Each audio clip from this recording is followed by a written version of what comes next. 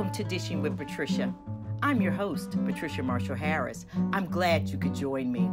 In this episode, I'm going to share my backstory, answer some of the questions you've asked. Additionally, I'll dish my insights on the current trend towards plant-based centered meals and why food is our medicine.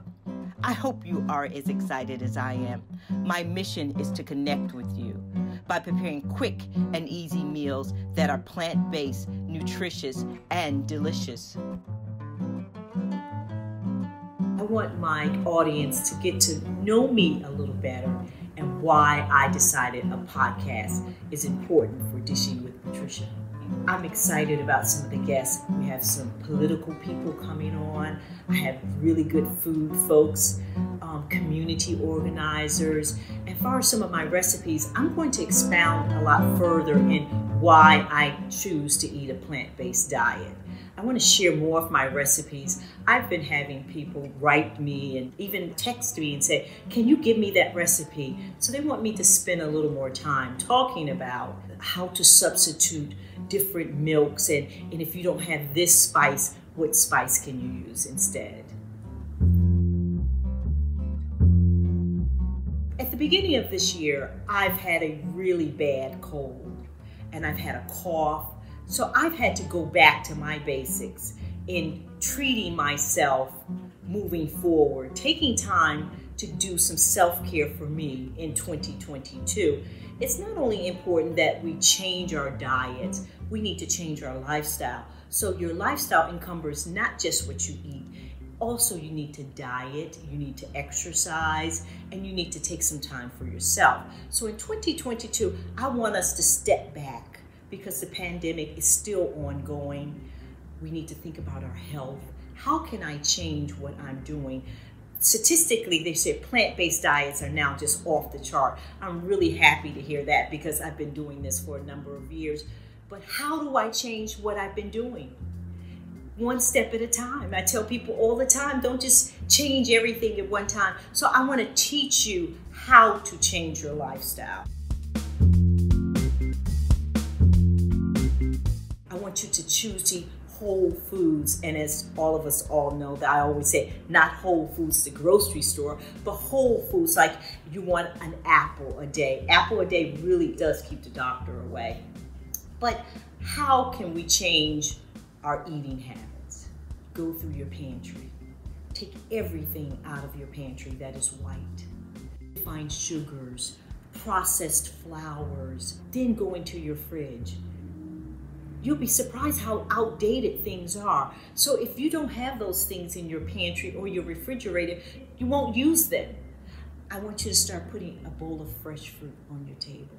Your children will start eating more fresh fruits and vegetables. That's what's important. Women are the head of the households as far as determining what your family eats. And women, we need to get back into that role of leading by example of what we choose to give our families. I grew up in a family of 10. My mother had 10 children. I'm the 8th child. My mother had 2 boys and 8 girls. So I grew up, my mother, everything was from scratch. My mother did not believe in the convenience store. First of all, we couldn't afford those types of things. So everything was from scratch. My mother had a garden. We had desserts at every meal. So it was important that we ate nutritious food because we had no choice. We could not afford those things that you didn't have processed foods. We didn't have, let's say, go to the market and you went and got sliced bologna or things of that nature because we just simply could not afford those things. So earlier on, I was taught the importance of eating healthy, and that's how my mother raised us. And my earliest memory is my mother in the kitchen cooking. My mother was always in the kitchen. So how I learned to cook was I started spending time with her in the kitchen. I watched her measure things. I watched her bake. And as a matter of fact, my mother used to always bake cakes and pies. And I never liked frosting on cakes. So I would cut the cake before she frosted the cake. And she always knew that I had been in the kitchen because the cake would be sliced before she frosted the cake. Or if my mother used to make my mother's famous for her peach cobbler and her blueberry cobbler. I never liked the fruit, but I liked the crust. So I would take a little part of the corner and put my spoon in so I could get the crust from underneath from the cobbler. But I learned how to cook, spending time with my mother, and that was our time together, and that was special to me, and I'll always remember those days. I left home to go to college. I went to Spelman College, and when I went there, the food didn't look like my mother's food, and I was just shocked. From that day forward, I stopped eating meat.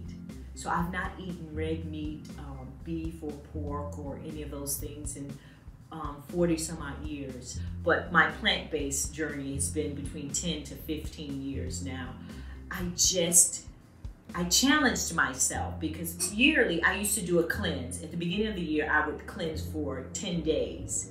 And then I would do a 5-day detox, which required that I did not eat any of these things. So every year I would challenge that I would take something out of my diet. So one year I decided to take all the other things out of my diet.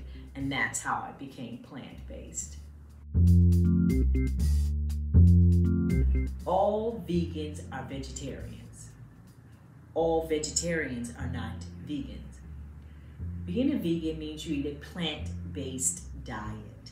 That means your food doesn't have parents. It's healthy. The reason why the misconception is that it's healthy is because there are more and more plant-based processed foods being made today. So people say, oh, it's plant-based, but it's processed. So that's a misconception. It's okay to eat processed foods on occasion, but you can't go out and have processed food every day, even though it's plant-based. Also, whole foods are high in calories. They're high in calorie and they're high in nutrition. So that's what's the difference, the trade-off. If you decided to have a polenta souffle for breakfast, but then because it's a polenta souffle that has cheese in it, so you modified it. So that's part of that is processed. And then lunch, then you decide you want to have a meat alternative for your lunch. Why don't you have a salad? So as I've said to you before, there is a trade-off. So the biggest misconception is that being plant-based is you're going to be healthy. That's not true. And they think that you are going to be thin if you're plant-based. I would say yes, you can, but everything within moderation. So when I bake, I do vegan everything. Everything is plant-based. I use gluten-free flours. I used alternative milks, and even my baking powder is aluminum-free. So it's okay to have a treat, but also just remember to do it in moderation. You can have everything in moderation in your diet. People that are diabetics, you'll learn how you need to adjust the different fruits that you have, because it's still important to incorporate fruits and vegetables in your diet, but you'll get a clearer understanding about which fruits you can't just have an overabundance in. So yes, it's okay to treat yourself.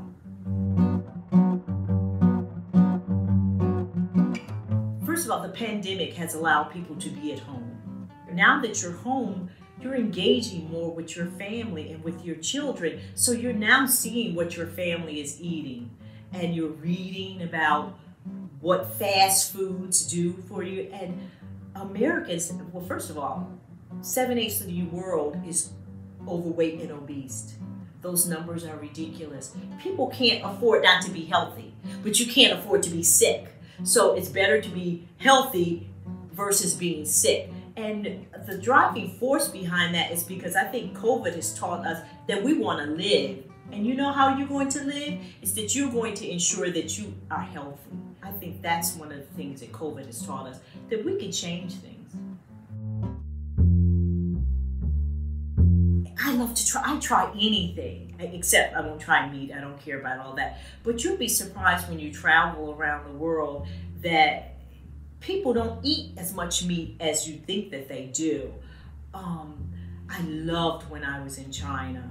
I love when I'm in Africa, the foods in Africa, all the different seasonings and the textures and the taste and the cooking methods. So I'd say yes, it has influenced how I eat and the misconception of, oh, I don't eat this, I don't want that. So no, I'll try just about anything that's a vegetable or fruit. Classie Essential Nutrition came about through a conversation with my husband, Bruce Crawley. Bruce came to visit me in Atlanta, and he had an opportunity to observe what I did for a living. I used to do private chefing and do a catering, and he says, "You're bigger than this. You need to share what you're doing with other people." So I'm like, "So what do you mean by that?" So he says, "You're always talking about nutrition, and when I cook, I'm always telling people about what type of ingredients I'm cooking, why I'm using these types of things." So he said, "You ought to start a company." So we went through names back and forth, back and forth. He said, "You ought to name it after your mother." So it became Classie. So it was Classie Nutrition. And then as time went on, nutrition is essential. So that's how it became Classie and Essential Nutrition. When I first told my mother that I named a company after her, she said, "Did you really do that?" And I said, "Yes, I did." But when she first heard that I got my first corporate client, she would then say, "How's Classie doing?" So that's how Classie and Essential Nutrition came about, is through the process of transitioning my life and sharing my knowledge of food and nutrition with corporate clients.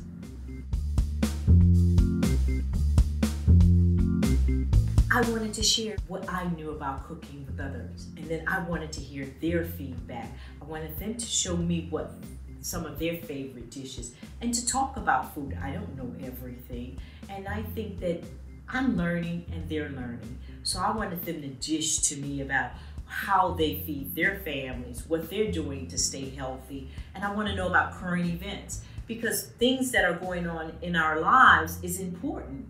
So I want to hear what's going on in your life, because we never know what's going on in our audience lives. So you may have a story that you're telling me about that is comparable to something that's going on in someone else's life. So current events are important. Just like I had Rich Snyder on, and we talked about the pandemic and how we're going to transition out of this. And I had a guest, Lucinda, and Lucinda talked about she's had 5 of her projects were supported in venture capital. I mean, how many women get funding? That was phenomenal. I had a guest that is a colorectal cancer survivor. That was wonderful. People, I mean, just to share her journey from learning she had cancer to now she's cancer free. And then I had John Chen telling me the history of Chinatown and the history of his family, and Dwight Evans. Dwight Evans is a congressman. He told us about the Ways and Means Committee, what goes on in Washington. So I think it's important that we also learn about other things other than just dishing with me only. I like to dish with some of my guests. I hope that you walk away learning something new. It could be from my guest, from the conversation that the two of us are dishing on, or it could be something that I told you that you didn't know, that lemon every day in your water is a good way to start your day. First things in the morning, you should always have some water to help filter. Your body's been asleep. Wake up everything with a glass of water in the morning. And sometimes I give little helpful tidbits and helpful hints. So I hope you walk away with just one thing that will enhance your life and give some quality to your life. That's what I hope you walk away with. I appreciate you and I thank you for tuning into this episode of Dishing with Patricia. If you enjoyed today's show and other episodes of Dishing with Patricia, I encourage you to share the message of plant-based health and wellness. Introduce this podcast to family and friends. I invite everyone to visit my website, ClassieAndEssentialNutrition.com, to follow me on Instagram, Twitter, and to subscribe for viewership on the YouTube channel. Until next time, stay safe and be healthy.